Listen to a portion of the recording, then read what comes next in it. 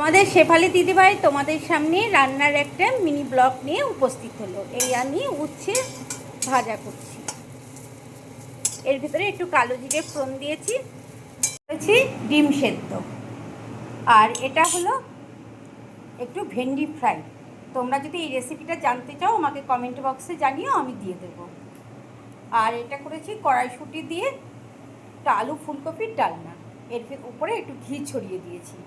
আমার উচ্ছে ভাজাটা হয়ে গেল। আলু বেগুন দিয়ে মৌরলা মাছের চচ্চড়ি করছি। এর ভেতরে আমি একটা পেঁয়াজ দিয়েছি আর বেশ অনেকটা রসুন দিয়েছি, বেশ 8-10 কোয়ার ওপরে। মাছগুলো দিয়ে দিলাম, দিয়ে কিছুটা ধনিয়া পাতা ছড়িয়ে দিলাম।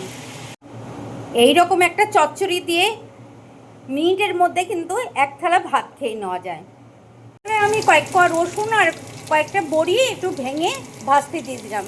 যেহেতু খুব নরম, শাকগুলো দিয়ে এই একটু সবজি সেদ্ধ করে রেখেছি, এইগুলো দিয়ে দিলাম।